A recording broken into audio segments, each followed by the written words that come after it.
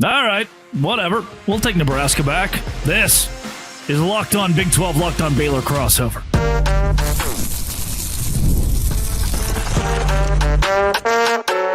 You are Locked On Big 12, your daily podcast on the Big 12 Conference. Part of the Locked On Podcast Network, your team every day. Welcome back, Nebraska. Happy Tuesday, everybody. Welcome to a Locked On Big 12, Locked On Baylor crossover. I'm Drake Toll from America's #1 Big 12 podcast, Locked On Big 12. Thank you for making this show your first listen every single day. That's Cameron Stewart of Locked On Baylor. Why is he here? Because Nebraska and Baylor were once in the same conference. Do you believe that? It's true. And it's happening again? Question mark. We will start there. Then Jeff Long is named to the College Football Playoff Committee, which is the biggest suck of all time. Just like total bad. We're going to riff on that because it's really stupid. And SMU to the Big 12. Is it past due? Should we just do it already? Should we just fine? Just let in the ponies who were in almost. Oh, they were in the college football playoff last year. We'll forget that pretty quickly, I'm sure. If you hit subscribe, we get to keep our jobs. John Kurtz, who's a massive Big 12 content creator, huge on YouTube. Great listen, by the way. I'm one of his fans personally. He's been on this show before as well. Posed the question talking about Nebraska back to the Big 12. It would make a ton of sense, actually, for Brett Yormark, I think, financially. Like, okay, you add in they want you to think they're a college football blue blood. They're not. They want you to think that. Yeah. It would mean that Nebraska has a better shot to win, question mark, as well. I know we mentioned a lot, like, hey, the Big Ten is much harder than the Big 12, but also they have Purdue and year in and year out Indiana and Illinois and Rutgers, and there are plenty of schools that are not good in their conference. But this could, and maybe the A&M conversation would be kind of the same. This is just kind of good for both parties, probably, because that school went to a league they genuinely can't compete in. Yes. They were cut from the same cloth. Those two making the move around the same time. I think every Big 12 fan was thinking the same. Colorado already limped back. By the one school's already been like, hand up on us. We're back. You know what? You guys are right.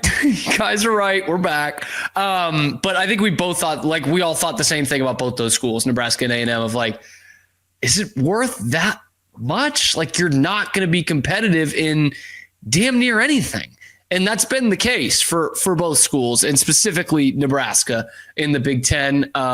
It kind of makes geographical sense, right, with the Midwest, but we're getting just as many around them, right? Iowa State, Kansas State, and the longstanding traditions that they had with Oklahoma and Oklahoma State, those kind of schools. But this is interesting in that it makes a ton of sense fan-wise, rivalry-wise. And despite what Matt Rule thinks, I don't think they can walk in here and just be a 10-win team in the Big 12.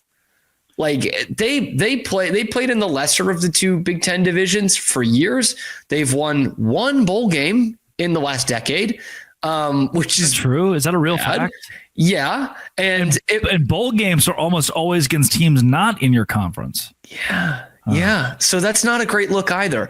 And if I'm remembering correctly, when Kurtz put this out, he said something like, and look, let's not act like Matt Rule had this glimmering record in the Big 12. He beat one ranked team. And I thought, John, that's one too many. He did not beat a single ranked team in his time at Baylor. So we said it at the time when he came out with the quote. It was just silly and off base. And I would love to have Nebraska back for a couple of different reasons. But the biggest one being a lot of our teams can beat them. A lot of them. How you cool play in front of 100,000 and beat them. That's nice. I think it would be cool. You play in front of like 70,000, but there's that one donor that buys 30,000 tickets a game to keep the sold out thing going. And they just put stalks of corn in there in the seats. It would just be great if you had what Texas was. What Texas was to the Big 12. And I don't know if BYU fans or Utah fans or UCF fans understand it, but what that university was for the better part of 15 years was a massive brand, t-shirt brand, national Longhorn network, brings you revenue year in and year out just to get curb stomped by pretty much everybody. Like, thank you for being the flagship program of our conference and going 5-7, almost perennially. I think Nebraska would do that, but then you reap the benefits of the Cornhusker Network. You reap the benefits of them bringing you money and still a strong brand. Oh, absolutely. Like this, I mean, the Nebraska fan base thinks it's still 1996 or so. And they're not as good at a program the last decade as a good couple of Big 12. Like the last decade, they're not as good a football program as Baylor. They're not. Yeah, made the college football playoff before Nebraska, by the way. Yeah, man. They're not TCU. They're not Tech the last 10 years. They're none of those things. And so it's awesome to have that on the schedule. And it's like with UT, and I'm sure Nebraska would be the same way. It was like a test of endurance of how many years in a row could their fans just be like, yeah, but we're your Super Bowl. And it's like, yeah, and you still lost it, Buffalo. Yeah. Okay, you lose it all the time. So that is so fun, and I love that you mentioned that Utah fans or BYU fans might not be able to kind of appreciate that, because I look at Nebraska and I'm like, with what we saw from this team last year, is it that much different from adding Utah? It's a program that makes a ton of sense to be here geographically, kind of culturally, right? They have a good fan base. Nebraska, a great fan base, right? I think Utah's in a better position. They come in with some more momentum into this conference. I think they're better.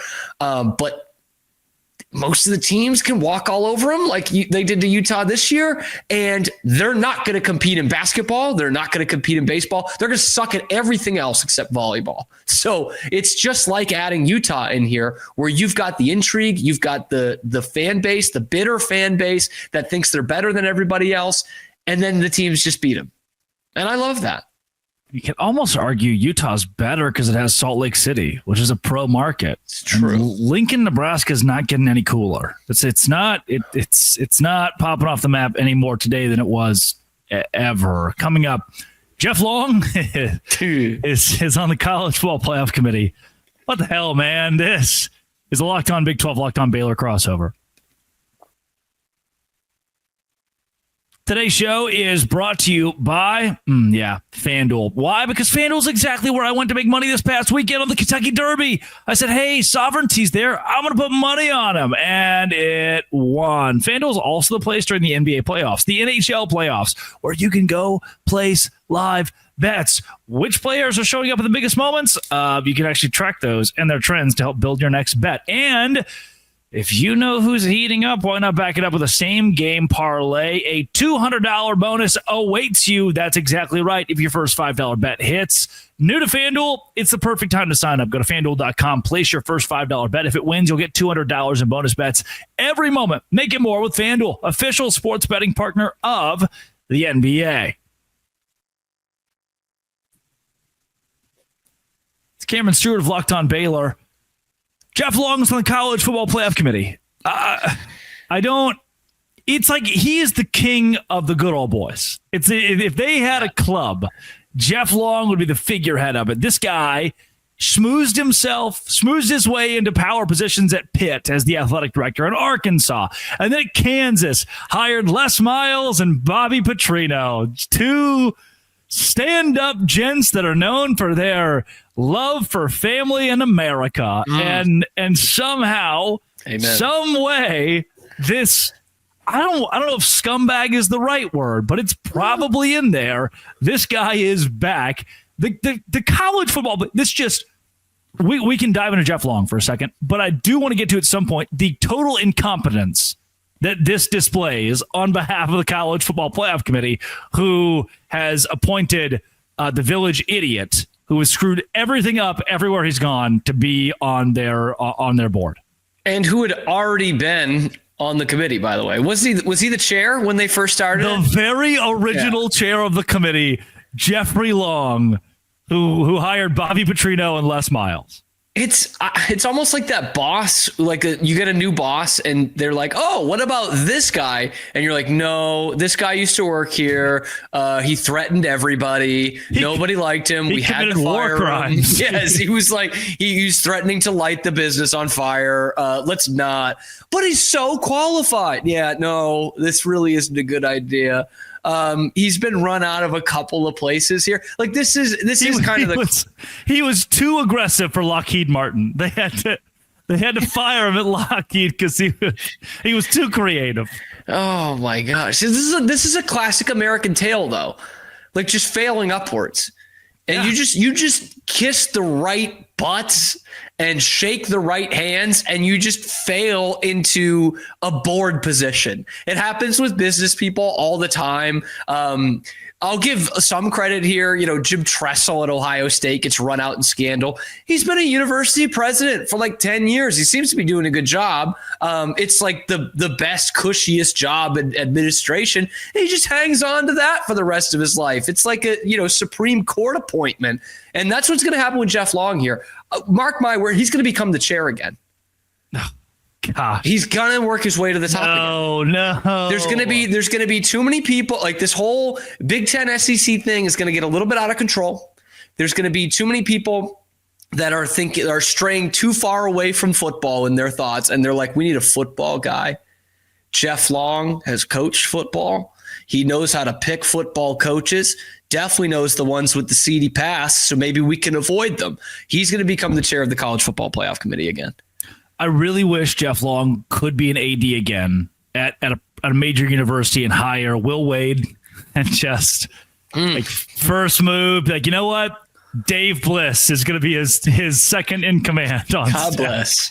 Urban Meyer, you're hired as the head football But coach. only if you're bringing Bobby Petrino with you. This is just an example of Tiger Woods golf coach. We're gonna put him into the role. This is an example of an administrator who not the greatest guy, just kind of was there long enough, knew the right people, and gets to reap the benefits of that. He said in the press conference when he was at Kansas and had to fire Les Miles for being doing the things that you shouldn't do at LSU. And one of the reporters was like, "Hey, by the way, nothing you did at Arkansas worked out. All of your hires ended up being, terrorists. What do you?" And Long stopped the question. Was like, "What do you mean? What do you mean? What do you mean by not successful? What do you?" And it was the fact that you guys sucked at everything. The reporter said, "What you had a lot of unsuccessful hires." Long response: "What do you mean by not successful?" The guy was like, "Do I need to tell you what Bobby Petrino did? Should I recant those things back to you right now?" And Long responded with, "I've been a football coach for a long time, and that's why I feel like I'm qualified to be an athletic director." Which is a funny line, by the way, in and of itself. Like, I know that's saying the quiet part out loud, but it's like, I coached a sport. I can overlook all the sports now. I've qualified, hire me. And now he's leveraged that new position with that's where I want to go with College Football Playoff Committee, who has once again shown their incompetence. It's like, hey, what? I don't even care about your politics, but remember when they were like, you know what? Condoleezza Rice. It's like, what? Where does that even come from? Where is this coming from? What does that mean? Like, there has to be people out there, man. There have to be. Yeah, the rest are just like standing ADs. Mac Rhodes of Baylor is one of them. It's like, you can't just find another AD. Like, you get the App State guy for all I care. Or Nick Saban. Just be like, hey, Nick, in retirement, can you meet once a week, 6 weeks out of the year, and just give us? That's great. Yes. Lee Corso. Lee, what? Why not? At the very least, he gets to entertain everyone. He's got wheel him out there and be like, Lee, tell us a joke. Not so fast. He's holding court in the playoff committee, the actual selection. He's just got the mascot heads on. Speaking of court, guys, are we going Boise State or Penn State? I would love that, man. Throw out the whole committee and do Mark May, Lou Holtz, love this. Yeah. Reese Davis, and then it really becomes court. I don't remember the name of that show when they would dress up. Was it Reese in the robe, the judge's robe? Yeah, so it was a segment on whatever college football final. They had their own show, right? The three of them? But it was like called something. Oh man, I can't. But make those guys who have all had very vastly different trajectories in their career since that show aired. Have those three guys Mark May up to? Probably just doing speaking engagements across the country because he just kind of can and live off of the ESPN days. That is in essence what the College Football Playoff Committee is doing. Is they are showing their incompetence and they're just like, I don't know. We were friends with him when he did this stuff. Like, yeah, he's been around. Like, that is the thing. Like, right now, what is he qualified for? Oh, hiring Rick Pitino. Like, you know what I mean? He hasn't been an AD in 4 years. Okay. He ran out in shame in the last 2 jobs. In 4 years in this era of college football, very different. It's just a weird, like, you really couldn't have gotten anybody else. I need a documentary. You've seen The Disgraced one. I watched it again recently with Dave Bliss at Baylor, where Dave was like, yeah, Pat Dennehy, stand-up kid, I'm sorry, I repent. And then he looks at the camera and goes, cameras aren't running, right? And they're like, sure, whatever. And he goes, druggie, total druggie. Selling drugs. No, he really was a druggie. That's how it was. Kid sucked. You don't even know. They all told me he's a druggie. Jeff Long seems like that kind of guy. He'd be like, I've learned, I repent. And then camera goes off and he's like, I think Casey Anthony didn't do it. Yeah, you would totally be like, but, Les didn't really do anything wrong. Yeah. I've known him for a long time. That's who we're adding to the committee, which is totally terrible. Coming up, good for college football. I love college football, man. I can't wait to add SMU to the Big 12. Long time coming, some say. Locked on Big 12, Locked on Baylor. Today's show is brought to you by Upwork. Upwork works for me. And scaling your business requires the right expertise at the right time. With Upwork, you can find specialized freelancers in marketing, development, design, and more. IT, AI, web development, flexibility with freelancers. Oh, I'm going to hire somebody full-time. Oh, W-2. Upwork helps you find the right talent, freelance, who can work for very, just work in a much easier way. I personally freelance a ton because it's easier on not just the employer, but also kind of the employee. Posting a job is free and simple. Upwork finds affordable, top-tier freelancers to scale my business efficiently. Upwork.com. Post your job for free. UPWORK.com. Upwork.com to connect with top talent and grow your business. Do it today with Upwork. Cameron Stewart of Locked on Baylor, who will certainly have an opinion of this conversation. I do bring SMU to the Big 12. Bring SMU to the Big 12 is the yes or the no here. I do have an intern who runs the Locked on Big 12 Twitter account, and he posted a case for SMU to come to the conference, and people were so torn on this. Flatland Sports, who posted a ton on Twitter, hot take, always wanted SMU in the Big 12, along with every other Southwest Conference or Big 8 school. And Raider tie, if my knowledge of the bylaws are correct, they need 3/4 of a vote by current members. Why would other Texas schools dilute the conference? And there are so many thoughts back and forth. Should the Big 12 just do it? Is it time to spec? You know what? That death penalty thing was a long time ago. It was so long ago. Dave Bliss was your head basketball coach. Should we just go ahead and let them in, because they do kind of give you a rival for pretty much everyone? I mean, I'll say this. I would much rather have SMU in here than Cincinnati or UCF or maybe even West Virginia. Although the thought of losing Mountaineer Paul would be devastating to me. Don't do that. No, please. Like I would rather, and I'd rather have them than the Arizona schools. I know those schools bring something to the Big 12 for sure. But to me, this is a truck stop league, and it runs through Texas. I would love to have SMU in there. And I still think that people overblow the whole Dallas thing, because as we know, Dallas is not a one college town. Houston's the same way. They're pro sports towns. Dallas is the hub of the Big 12 / the old Southwest Conference. So you've got alums from everywhere in that TV market. So it's not like that. But I will say, like, SMU has stepped up to the big time to some extent, right? They've got, they used to have good basketball 8 or 10 years ago. Not so much anymore, but they have a nice basketball arena. Larry Brown, right? Yeah. It's some good teams, man. Football obviously goes to the college football playoff. They're doing better in the recruiting trail. Like they do feel a little bit more big time. Rhett Lashley, right? Yeah. I think we're Facebook friends. I will say, we talked about Nebraska earlier winning one bowl game in the last 10 years. I think only going to one bowl game in the last 10 years. There is a list of like 5 Power 4 teams who have not won a bowl game in the last 10 years. And one of them is SMU. Ooh. So they're still building on it is what I'm trying to say. Like, it's been impressive so far, and the money they've raised have been impressive so far, but it's got to be sustainable. That said, I'd take them in the Big 12. I'd take them over some of those other teams. I know that's not exactly how it always goes, but just as from a fan standpoint and, being a fan of a team in Texas, I'd much rather be playing SMU than I would Arizona State. So I just see them as such a bottom feeder because for 30 years, they really, really sucked.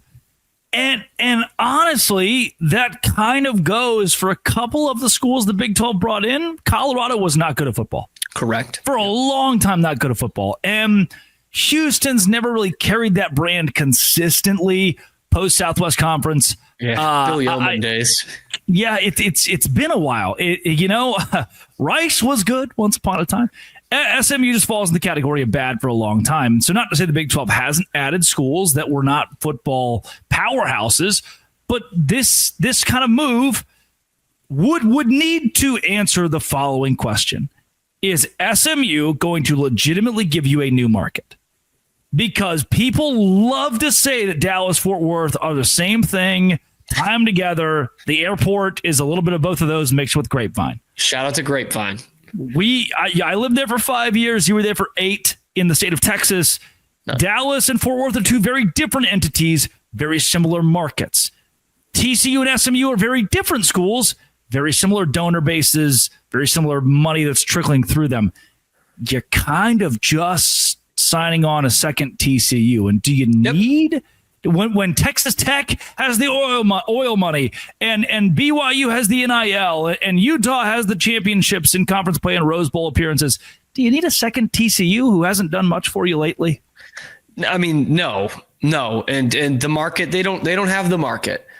TCU barely has the market. And yet they did go to the national championship. Like, I don't know. We already have the team in TCU who has been good. And Baylor knows it too. Baylor doesn't have any of the markets, right? Dallas is more UT A&M than it is SMU TCU. It just is. So no, that's the ultimate thing is you're not gaining a market. I made that argument that you barely did when you added UH. You kind of had that market already. But in the same way Boston College gives you the Boston market. Correct. It's in almost the exact same way. Correct. Very valuable. But I think that was a move of oh man, we have lost a little bit of this when A&M left 10 years ago. Let's bring in a Houston. So no, I don't think SMU brings you anything like that. It just brings you kind of the things that some of the local fans want, because you mentioned that they haven't been good. I mean, obviously made the playoff last year, but overall the last 30 years have not been good. I think they would throw it back at you of, well, that was TCU for a while. That was Baylor for a while. That was Tech for a long time. And you could still argue because they still haven't won a conference championship. So, but it overall, at the end of the day, it doesn't bring you much. It brings you sometimes decent football, the way that TCU and Baylor give you. And there's not a lot of conferences clamoring for them or Tech. They don't bring you anything in basketball. They literally don't bring you baseball at all. That's not stopped the Big 12 the last few years. Crazy they don't do that, by the way. It's very weird. But yeah, overall, they just don't give you much. It's the Uncle Baby Billy quote from Righteous Gemstone. I'm not asking for the world. All I need is an 8-ball and $2 million, which is in essence what SMU said to the ACC. Look, SMU has been running around the house with a pickle in their mouth. Okay. They have been misbehaving in the past. They wanted to go to the ACC on quite the discount and found their way in with an 8-ball and $2 million. Hello to a new conference. Payday's coming. And that, hallelujah. There will be one. And that alone, they went to the college football playoff. They give you good football right now. That alone may be the biggest thing that leans me toward fine. Sure, let them in. It's not the rivalries. It's not the brand. It's not the history. They're cheap. And they're already here. They'll pay their own way. They'll be like, you know what? Whatever. We'll pay for it for 15 years. It's one less plane ride. They'll take zero. Yeah. That's another point that I don't really love to make because Orlando, I love you, Orlando, SeaWorld, Disney, putt-putt golfing. There can be a vacation destination. Cincinnati is not as much. And so now when Baylor plays at Nippert, it's like, Oh, that's not. I got to go up Great. there. Whereas DFW is a sneeze away from the campus at SMU. You can just get there and go, and that's convenient for every Texas school. It's a driving location for all the Texas and Oklahoma schools, and it makes it convenient for BYU, who just hops to Salt Lake, gets on a plane, goes to Dallas. That's much easier than getting to Cincinnati, or even I can't even imagine the process that goes into getting to Morgantown. And not even Morgantown to Lubbock. Oof. Right. Not even picking on West Virginia, Lubbock. I can't imagine the process to go from Orlando to Lubbock. I've been in that airport, and it's got a great little country bar that only plays like George Jones and John Prine, which rocks, by the way. And the beers are super cheap. They have Dallas Blonde. That's kind of it. What? But no Chili's? No. There's basically one restaurant and a coffee shop and a vending machine at the Lubbock airport, and they haven't renovated that place in at least 30 years. Like Bigger than Waco still. I don't think they ever heard about 9/11. I don't think anybody even told them security-wise that was a thing. They've just left it off the table. It was the first time I walked in, I was like, so where do I check in? They're like, just get on a plane. I was like, what? Like you looking for smoking or non-smoking? Yeah, it can't be legal. That's we would add an SMU who keeps you from having to deal with those things when you go to the airport, and that's all that I want as a Big 12 fan is convenient airport rides. Where can folks find more of your work or whatever? My greatest work is on Twitter, obviously, at Real Cam Stewart.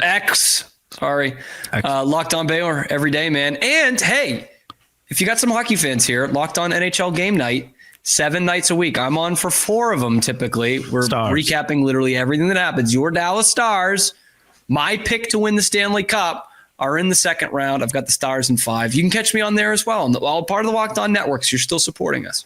Yep. Go Utah Hockey Club. They're not in the playoffs, but they're out there and they're in the conference. Jake Hatch smiles for the first time this show. Florida Panthers, are they still around? They're still around, unfortunately. You got to behead those dudes. Beat the Lightning. Yeah, that's those Panthers are crazy. This has been and always will be Locked On. Thanks for making it your first listen every single day. Crossover Baylor and Dose Grande.